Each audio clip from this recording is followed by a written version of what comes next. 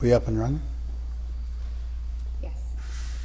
So I think we are just about through the first chapter of the Gita.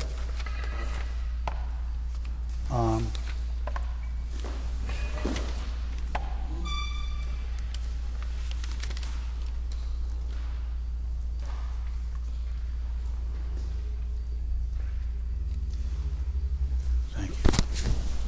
Thank you. I think we're on text 42.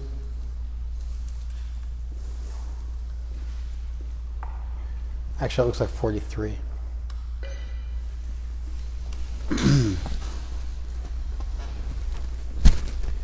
By the evil deeds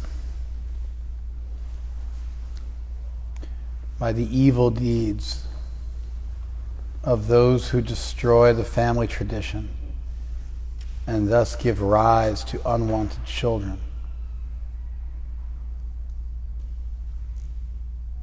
all kinds of community projects and family welfare activities are devastated. So,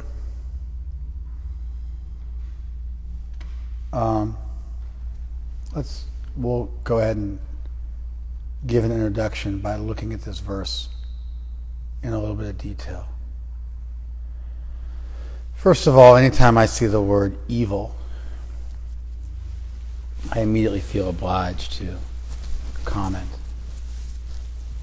because the word evil is in English is used to really denote Satan and a fundamental force, basic force of malevolence, which is thought to exist in the world. The notion of evil and the way we use the term in English is in a dualistic way. There's fundamental good and there's fundamental evil. And these are two basic forces of existence. The problem, of course, I have with that is that I don't believe that evil exists as a fundamental force on par with goodness. In fact, similar to how anger is oftentimes thought of in psychological circles to be a transitory emotion that covers or copes with sadness or grief. And so wherever you find anger, beneath the anger you find sadness. And the anger is a way to cope with sadness and energize sadness and not let sadness destroy you or cast you into an abyss. Similarly, I consider evil to be a transitory quality that covers a basic ignorance. And that ignorance is really the culprit. And that no one is fundamentally evil. And of course, the rebuttal of this would be, what about Pol Pot from Cambodia, from Khmer Rouge, or what about Hitler, or what about Stalin, or what about serial killers? You don't believe that they're truly evil? And my response would be, no, I don't believe they're truly evil. I don't believe that evil is spiritual. I don't believe that's fundamental. I believe that knowledge is fundamental, and therefore the covering of knowledge is ignorance, and the manifestation of that covered knowledge becomes what we sometimes call evil. But I believe there's goodness in everybody. And even the absence of goodness, in this case ignorance, is itself not a fundamental quality of the self. It's rather the covering, by misuse of our free will, of the fundamental quality of the self, which is goodness. Do you guys follow that? So I don't mind using the word evil with a lowercase e. I don't mind using the word evil. Here it's doshai, by these faults. Dosh means fault, doshai means by these faults. And so Prabhupada translates that as by these evil deeds. Because it says, doshai etai, by these faults, kula gnanam, the family is destroyed. Varna sankarakara kai, and by the production of unwanted children. Literally a mixing of the varnas, meaning just children being born in a broken home without any clear direction. Then, utsadyante jati dharma. The ut means there's a rise, sad means of the sinking. There's a rise of the sinking. In other words, there is an increase in the destruction. It's actually where you get the word prasad from. It comes from sad, which is why prasad means to become peaceful or tranquil, in terms of its literal meaning in Sanskrit. And so here's utsad, that there's a rise of the sinking down of jati dharma, the dharma of your clan, the dharma of your tribe, kula dharma, chashashvata, and the eternal dharma of families. So by these faults which destroy the family and then give rise to unwanted progeny, there is destruction of all of the tribal dharma and all of the family dharma. You follow? This is a summarization of Arjun's previous argument. And so Arjun's situation at this point is that he is on the battlefield. He's done everything he can to avoid the war. He's going to fight his family members. He decides to go and look at them one last time. Krishna descends as his chariot driver to help him out in his moment of need. Arjun sees his family, gets disturbed by seeing his family members, has a panic attack and a nervous breakdown and a midlife crisis and an existential crisis all wrapped up in one. There's cognitive and behavioral components. His skin's burning, the bow slips from his hand, he can't stand, he has to sit down. And then there's also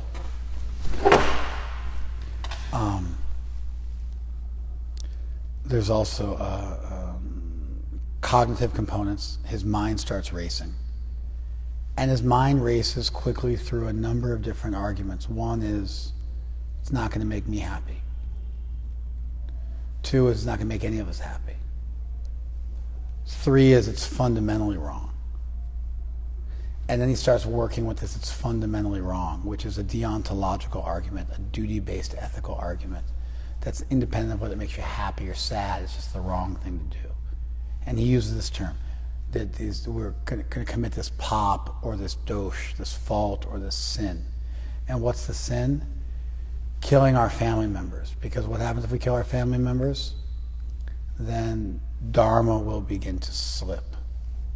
And if dharma slips, then adharma will rise up. And if adharma rises up, then the women folk will become contaminated and you'll have unwanted progeny. And with the unwanted progeny, then all of the family duties that we're supposed to be doing will fall by the wayside. Because they won't care about preserving our family name or our family tradition because they're not from our family, they're from the new family.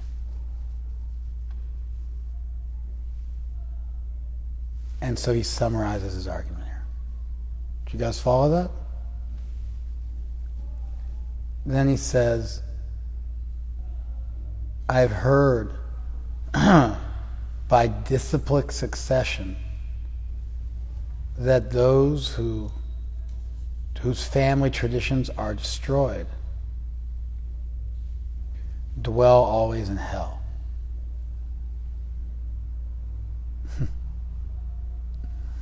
All right, so that's another one that we got to deal with, right? So certainly there is a conception of hell in the Vedas in Buddhism. But hell is let's say a timeout or a temporary punishment. And that, again, it really has to be distinguished from the hell of Islam or Christianity, the hell of 5 billion people, which is a permanent place. Somebody called me today. They're doing a master's to become an MFT, a marriage and family therapist. And as for one of their courses, they had to go to a house of worship unlike their own. So she chose to come to the Hare Krishna temple. And she was calling me up for the timings, and she wanted to ask me questions. And so I was washing the deity's dishes. So I was like, yeah, go ahead, fire away. So then she asked me, does your religion believe in counseling? Or do you sometimes not believe in counseling? And I'm like, well, that question, there's answers that don't fit into that question. Like, do we believe in counseling all the time? Or, what if or we believe in the counseling like some of the time, but not all the time? I mean, like, who wouldn't possibly answer the question that, yeah, I don't always believe in counseling for every single thing. Like, you should get counseling for that. Right? Or you got a job, you need counseling. Or you get married, like, oh, you should go get counseling. Like, who always, in every circumstance, believes counseling is the answer, right? And of course, if I never believed in counseling, she didn't include that. Because as far as we got was that I don't always believe in counseling. I just pointed out the preposterousness of her question, and how the very nature of her question was that I wouldn't be able, that anybody on the planet with half a brain would answer the question, sometimes I don't believe in counseling. And then she asked,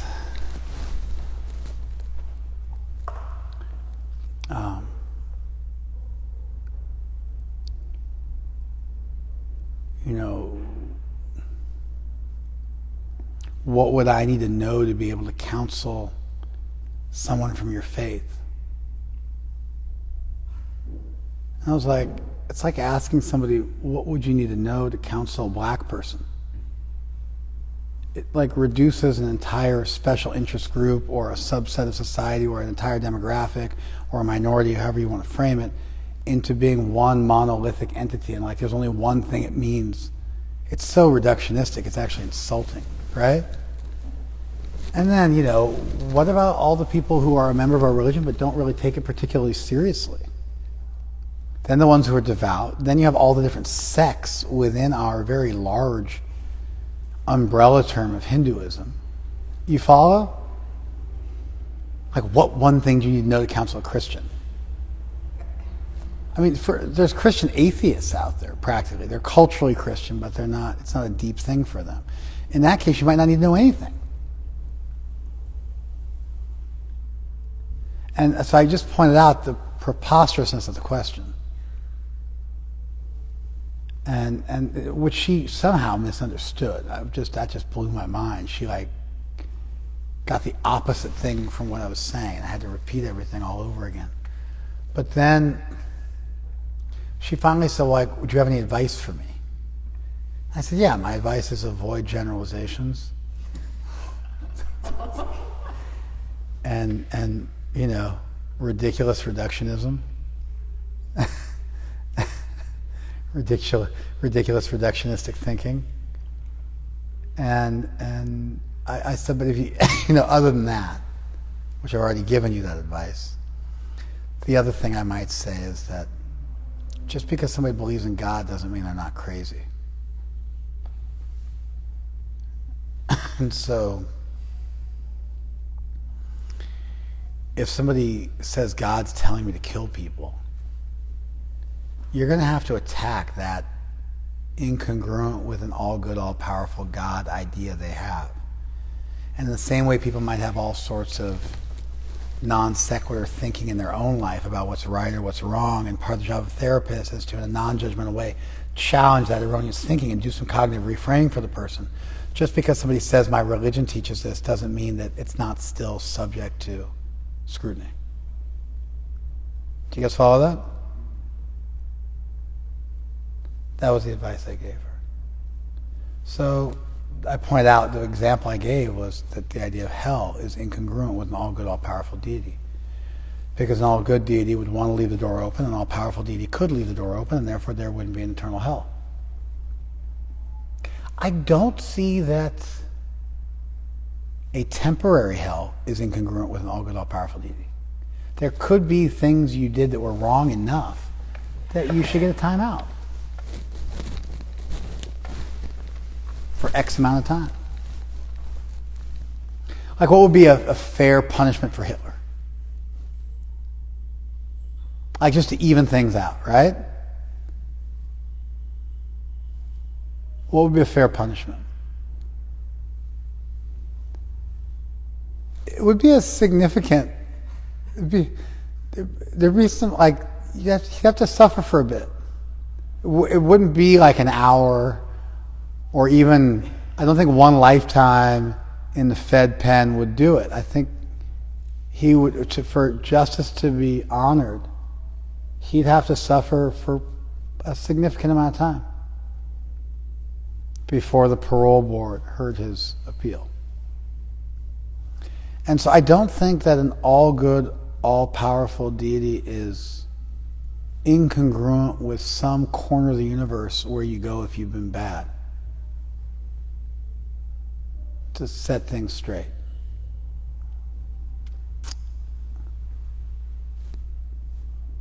I do believe that a permanent place would be incongruent with an all-good deity. And so I encourage her, you just think about this stuff. So anyway, see over here, hell, we got to deal with that one. And that's niyata narake vaso, they're always dwelling in hell. But there's nothing like an eternal hell, which is posited in the Gita. This is somewhat hyperbolic language. Krishna talks about uplifting oneself and turning away from the doors to hell. And so, both in the Mahabharata in general, in Vedic scriptures in general, you don't find anything like an eternal hell put out there. And so there's no reason to suspect that this version of hell that's being referenced is permanent, even though it's a little bit hyperbolically mentioned. It doesn't say you go there forever and you can never get out. And so when you look to see how hell is conceived of in Buddhist texts or in Vaishnava texts or in Vedic texts, you don't find that it's a permanent destination spot. And so just like we got to troubleshoot evil, we got to troubleshoot narak. I think being born as an animal would be hellish. You might think it would be fun to be a dog and lick your own butt and get confused by whether your tail was another living entity and chase your tail for hours on end. And lick your genitals and lick your butt, lick other dogs' butts. I don't know if they lick their own or just other dogs. I don't know how it works exactly. I haven't done a full study of the secret lives of dogs, the public lives of dogs, but I mean, there's a bunch of licking of feces and eating of feces. They definitely practice coprophagy and other stuff like that. And they have tiny, minuscule brains, and they have the intelligence of a 1-year-old. And so when I think about what it would be like to be a dog, it would just totally suck. It would really suck. Are there worse things than being a dog? Sure. Being a pig sounds... Of course, where are you born as a dog? You're born as a dog in India. That's pretty bad. With the mange and stuff like that. Kicked around in the street. Get your head bit off by a monkey. But maybe in the West it's not quite so bad. But just the quality of... after having been a human being with full thought, the ability to plumb the depths of the universe and think about the biggest subjects ever, and now to be a dog who's incapable even of language, what to speak of deep thought, that would suck. That'd be kind of hellish.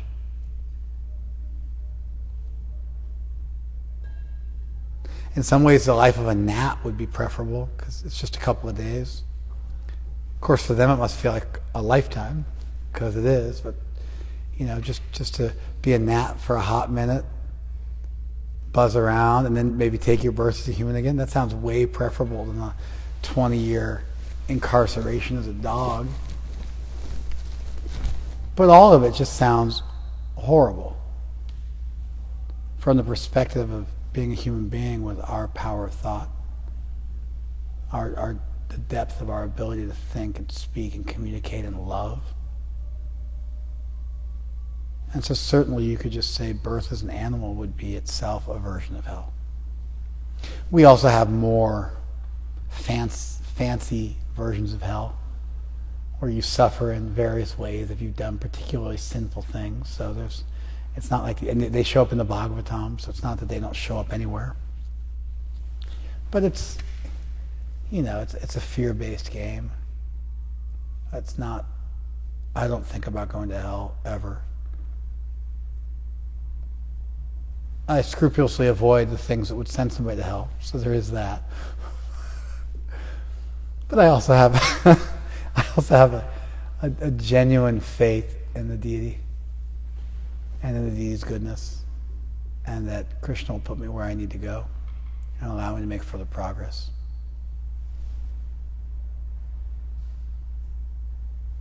And so you got a real low-level argument here. But he's heard it, in succession. He's heard it from his gurus. He's not just making it up.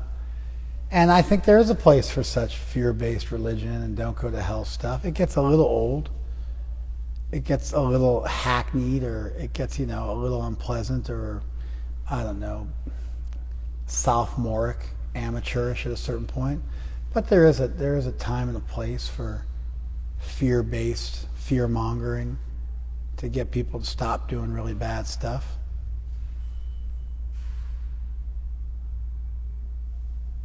People will do more to avoid pain than they will to achieve pleasure.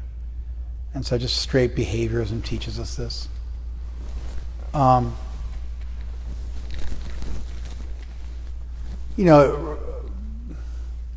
Arjun's argument isn't totally selfish.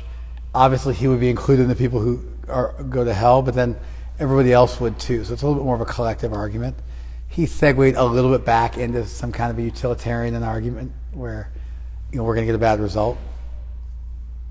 And it's not bad to bounce back and forth between such positions. And certainly in his disturbed state, it makes perfect sense.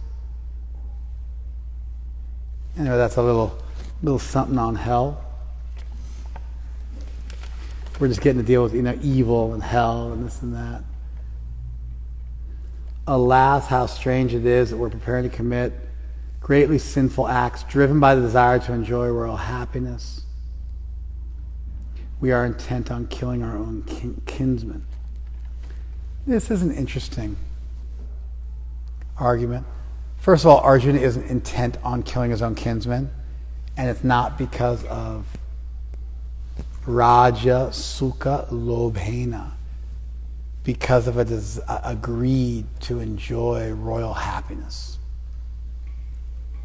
But sometimes you see that people do this. You may be in a tough spot. You may have made a mistake. You may be guilty of something. But there's a tendency sometimes to overly state your own guilt, overly doubt yourself.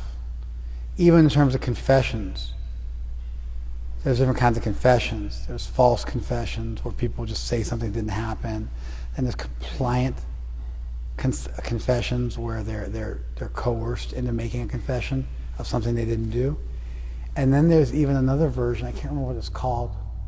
It might be persuasive. But there's some confessions where they actually start to doubt their own sanity. And the interrogators will say something like, you might not remember it. You did it, you just don't remember it. People black out all the time. You must have blacked out. We have the proof you did it. I'm like, yeah, I must have. And so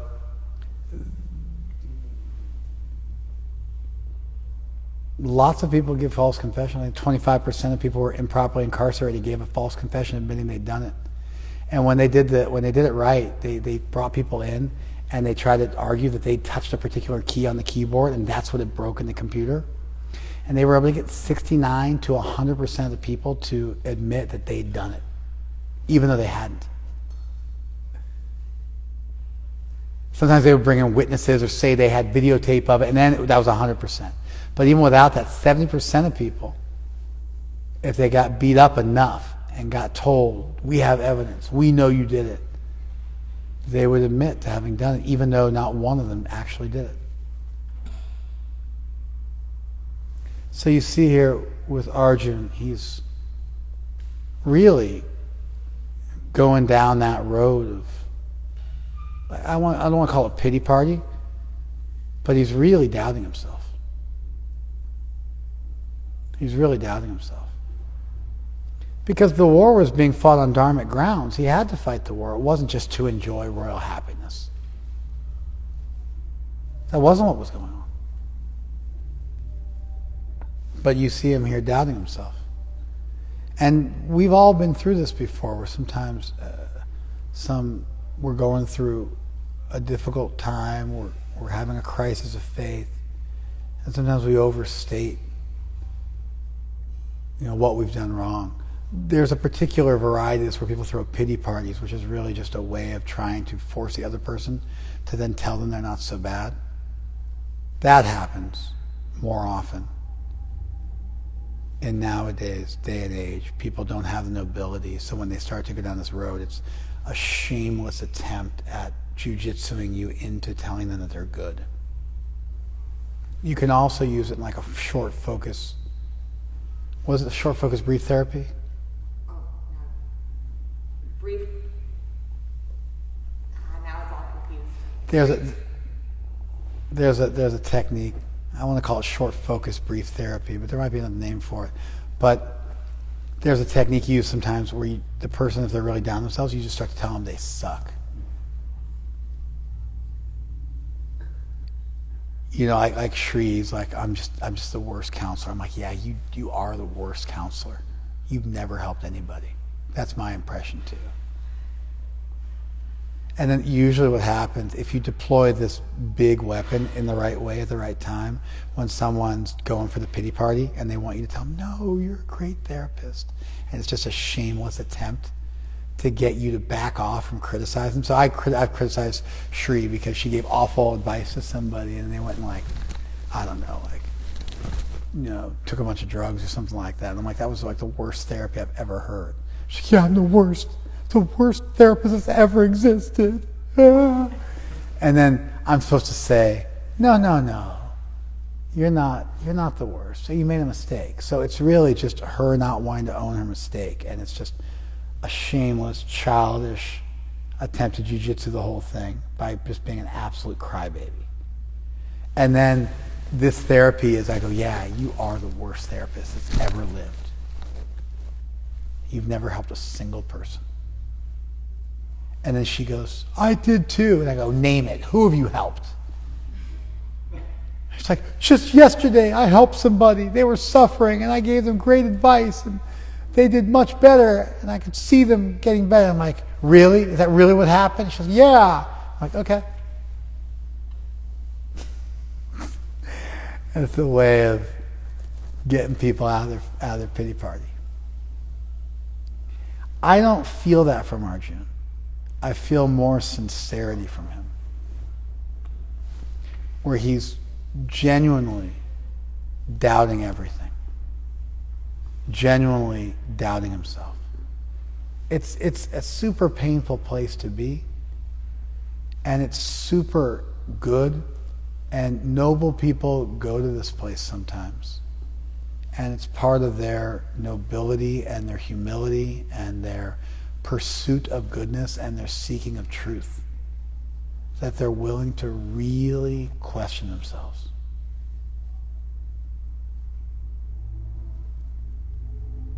Really throw themselves under the bus. It's very childish when you feel obliged to defend yourself at every step and always, You're like a 4-year-old who needs constant reassurance every moment. You can't go to that dark place.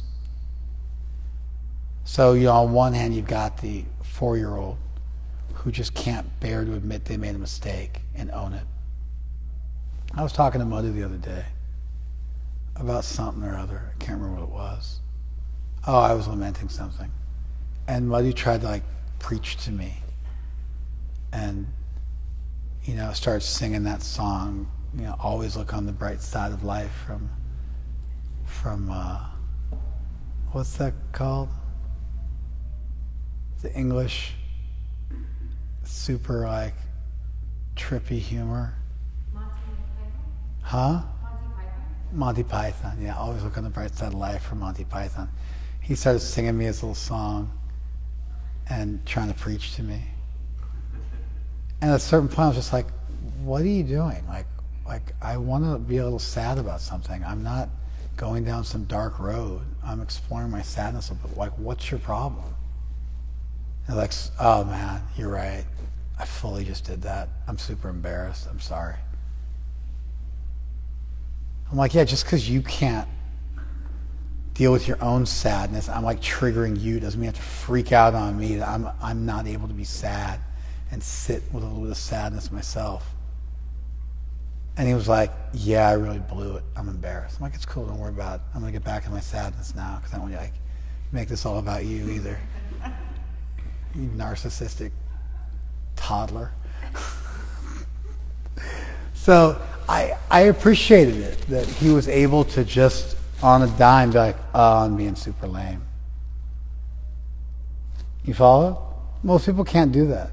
They get too invested in whatever they're on about to just stop and go, whoa, that was really lame. I'm sorry. Sometimes people are like, let me get a mulligan, let me get a do-over. But as opposed to somebody just goes, wow, that was really lame. I'm sincerely sorry.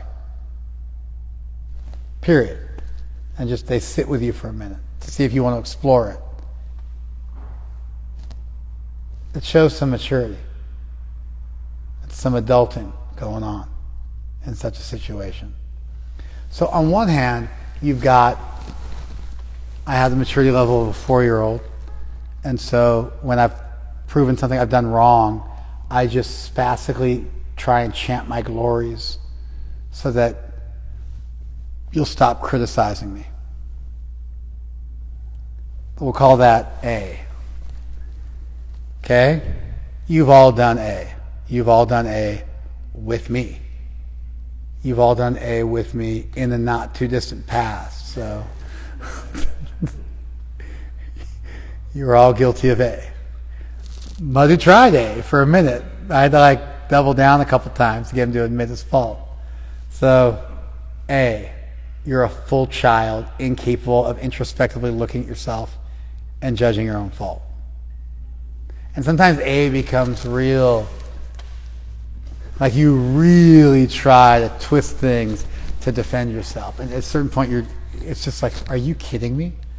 To what extent are you willing to go to try and not admit you made a mistake here?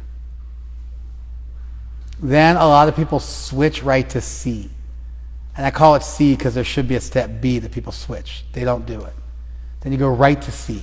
C is, I'm awful. I'm the worst person ever.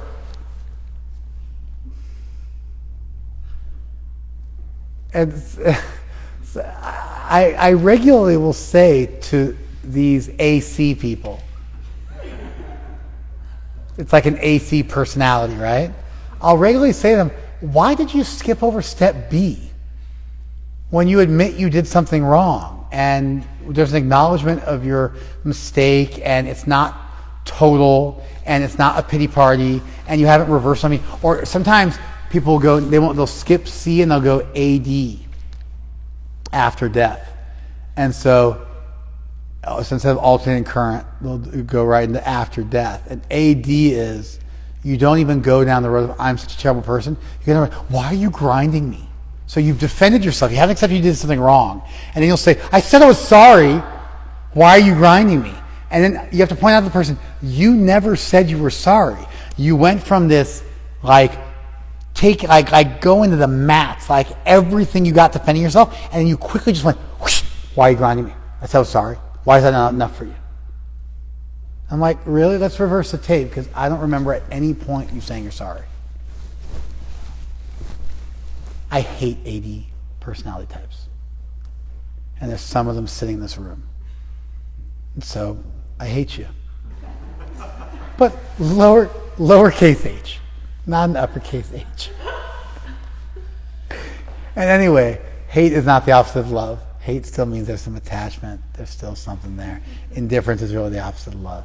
And so I still got a feeling for you, but I don't appreciate the AD personality type at all. You've probably all met people like this, right?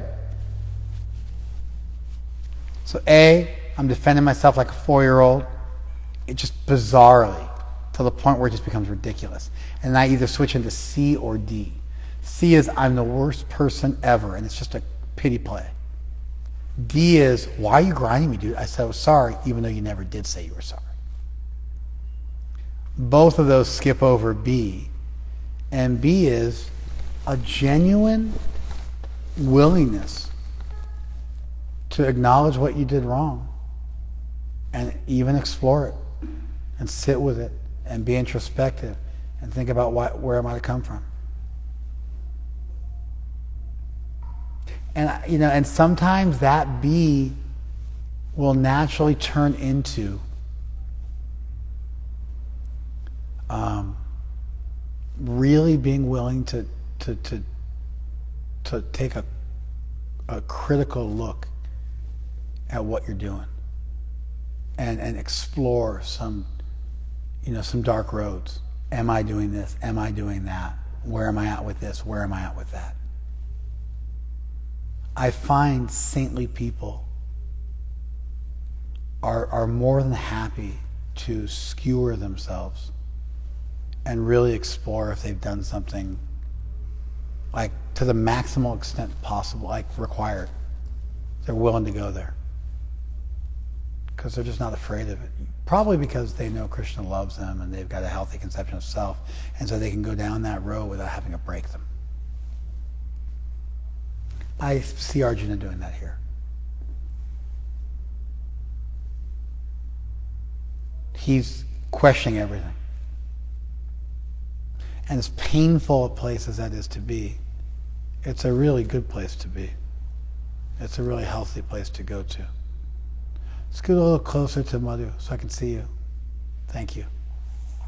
Don't you move over because I won't be able to see you. You guys are perfect. It's great.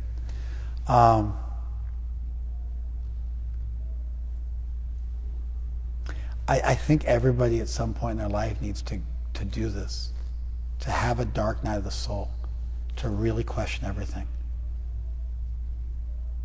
to deal with doubts about God's existence, about their own goodness, about their own motivations, about why they're doing what they do, to really take a critical look at themselves. And honestly, I think probably 80% of my job in life as a priest, as a pastor, is helping people to get to this place. Once you get to this place, the sun's out, it shines on you, everything becomes clear, and there's just great, profound hope for you.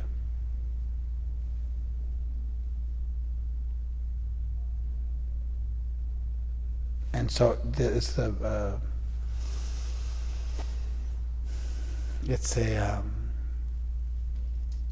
foreshadowing that great things are about to happen in Arjuna's life.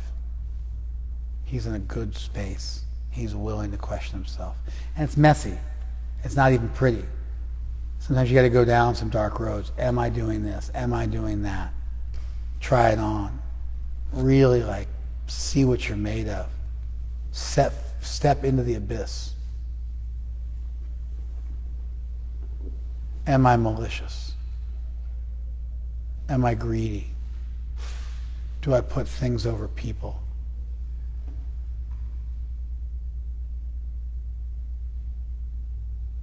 Am I being bitter for bitterness' sake? Have I compromised my morals? Have I betrayed people who I care about?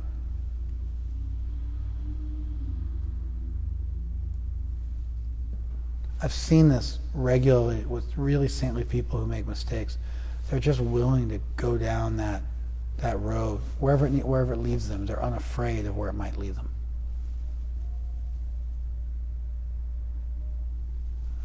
And surprisingly,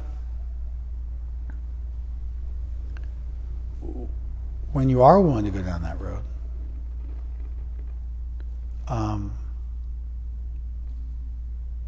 you find goodness in yourself. If you dig deep enough, you find goodness. No, I wasn't wishing ill on that person. Actually, beneath that bitterness was love. Beneath that anger was sadness. It's precisely by being willing to step into that pain and lean into that pain and touch the abyss that you find out what you're really made of, and what everybody's made of is good.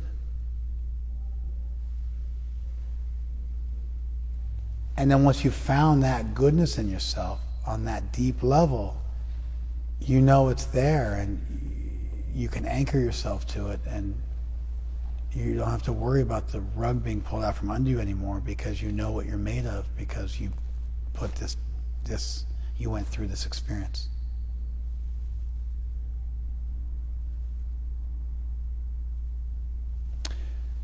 Don't ask me why, but I know a lot about rape prevention courses. I don't know why I do, but for whatever reason I do. And so a lot of what happens in a rape prevention course is, like at least in the good ones, they'll have strangers come into the room at a certain point and attack you and berate you and say really nasty stuff to you. And then people freeze up because there's a fight, flight, or freeze, phenomenon. It's biological. Animals freeze. Children freeze too. It works sometimes as a child. You just freeze, and then you survive. But it leads to long-term trauma. People who freeze up during a traumatic experience, like with an IED going off, and they lose memory and they lose time because they froze up, they have way worse problems with PTSD. If you can stay cognizant through the trauma, your recovery is much faster. And so children who froze a bunch as kids to survive end up having to do a lot of work on the back end later on in life. Anyway, so people freeze up. They can't run. That's not an option. And they don't have the confidence to fight because there's somebody who, it was double your weight and they're attacking you. And you just learn how to fight some crappy course that lasted 3 days. You can't learn how to fight in 3 days. And if you think you can, you're an idiot. But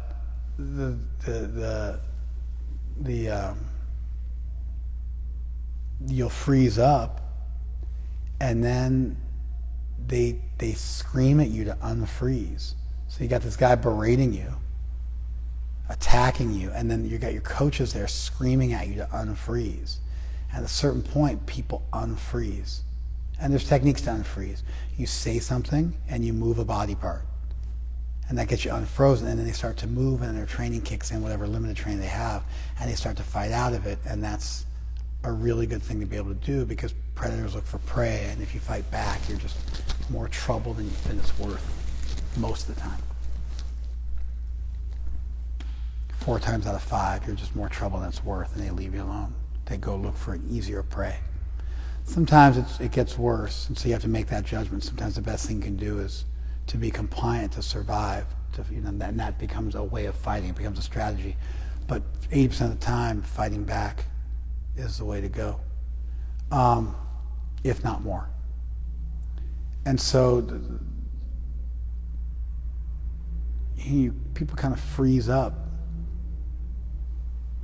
and you gotta learn how to unfreeze. And the only way to learn how to unfreeze and trust yourself that you won't freeze up in the moment of truth is to put yourself into that moment of truth. And then once you've learned to not freeze up, then you know that if you get put in that space, because you got put in that space, and you worked your way through it, you know you'll be able to do it again the next time. Do you follow that?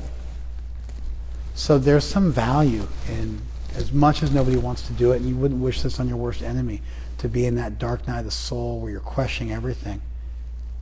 If you do it right, that's where you find yourself, and then you're never lost again. Because you found some good, you found a jewel, you found an anchor point in that abyss, in that maelstrom, and you can anchor yourself to that, and then you can work through anything. You can trust yourself.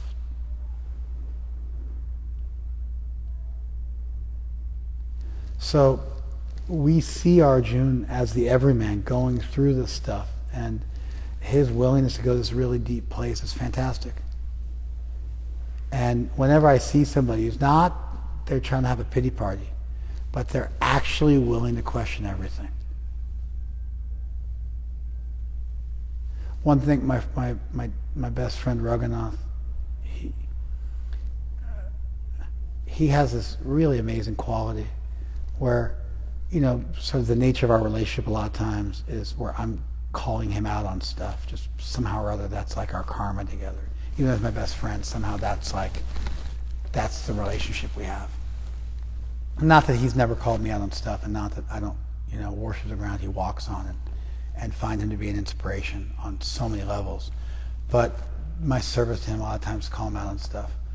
And I'm always amazed by how he's just willing to question himself on anything. Like I'll say, that's not true. That's not where you're really coming from. And he'll be like, is it? Is it not true? Let's think about it. And he'll just be willing to just get into it right there and question what he said. I think it's something from his punk rock, anarchy days of just questioning everything and an openness to subversive thinking. And it's one of his many admirable qualities, but he's particularly good at it.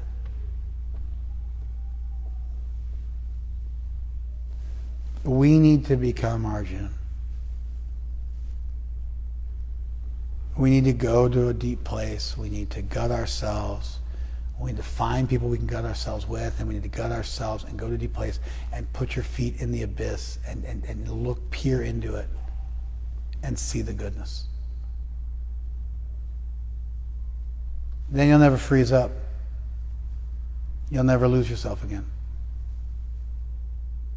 And then you know who you are, know what you stand for, know what your anchor points are, know what your values are. You've got something you can build on.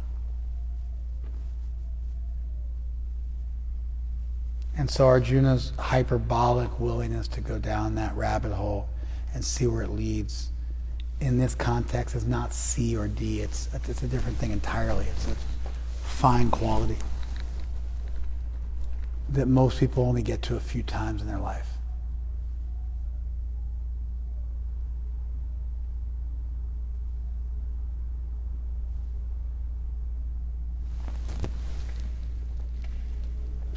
Better for me if the sons of Dhritarashtra, weapons in hand, were to kill me unarmed and unresisting on the battlefield. See the extremeness of his thought process? He's really plumbing the depths and thinking it through. And of course he's wrong here, but that's okay. That doesn't matter. We don't mind. Sincerity trumps being right. If you're sincere and wrong, things will get worked out in due course of time. If you're insincere and right, just wait 5 seconds, you'll be wrong. And so, yeah. Arjuna, having thus spoken on the battlefield, cast aside his bow and arrows and sat down in the chariot, his mind overwhelmed with grief.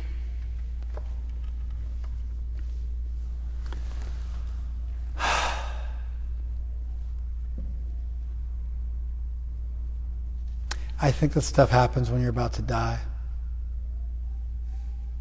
It happens when you find your faith, real faith, not borrowed faith, but when you make faith your own. You have to have doubts about the existence of God. Everybody has to have that at some point.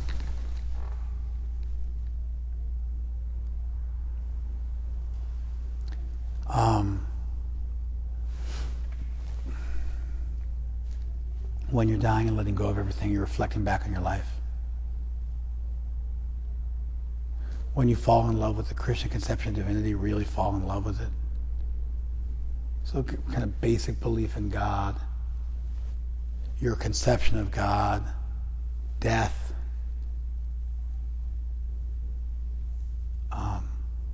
sometimes the death of a loved one, sometimes in times of great betrayal and great reversal and a great health crisis.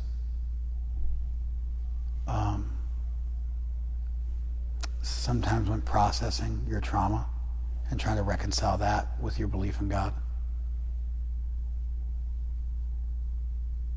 Sometimes when counseling people and hearing about the horrors that mankind visits on himself. That's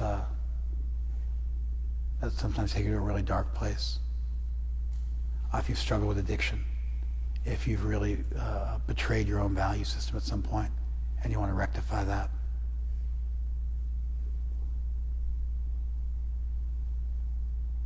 These are some of the times. And then, what you find, if you do it right, you find there's goodness in you. And that there was goodness all along, and it might have been covered over, but it was never extinguished. And then you can see that in other people. It's a byproduct of being able to see it in yourself, and you can start to bring that out in people, and you start to be surrounded by just much better people in life. And the reality is they were always better people. You just couldn't see them as such because you hadn't found that goodness in yourself. And so the byproduct of doing this with yourself is you're able to do it with other people.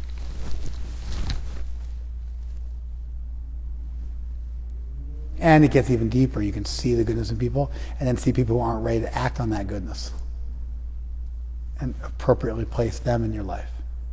And see people who are ready to act on that goodness and upgrade them in your life. And you can really navigate things, and you live in a better world. You live in a more beautiful world. You live in a more congruent world. You live in a more magical world, and a more mystical world, and a more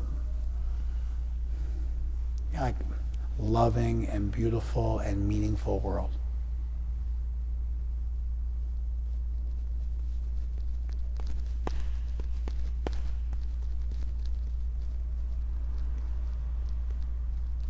Even with group dynamics, there's different acronyms for, and different ideas about how group dynamics work. But one of them is form, storm, norm, perform.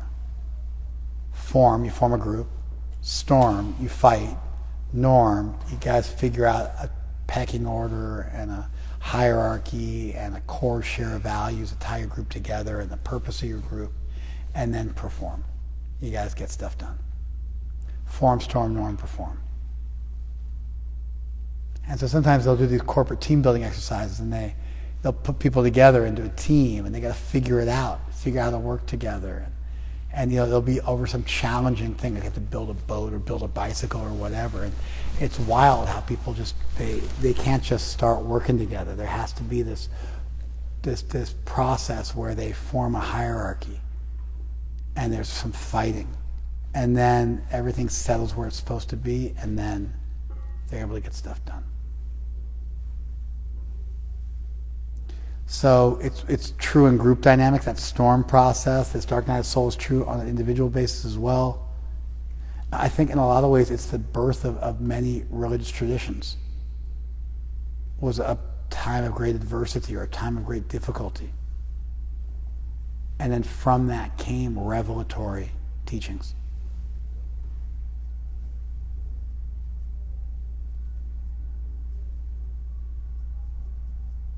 In a lot of ways, we try to recreate this every single day when we do japa and kirtan.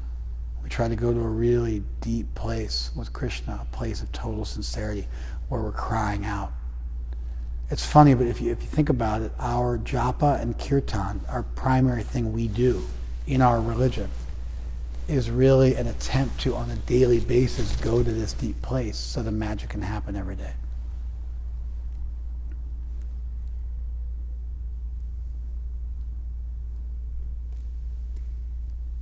The very nature of a teacher-student relationship is this.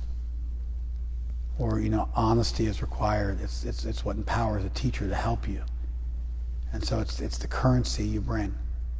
It's how you pay for the teacher, is honesty and sincerity.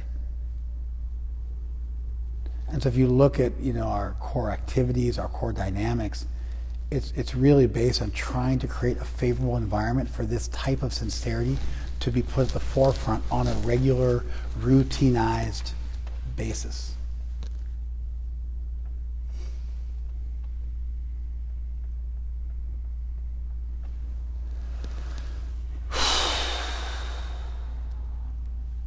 Thank you very much, IGTV. You guys can stick around on Facebook if you want to.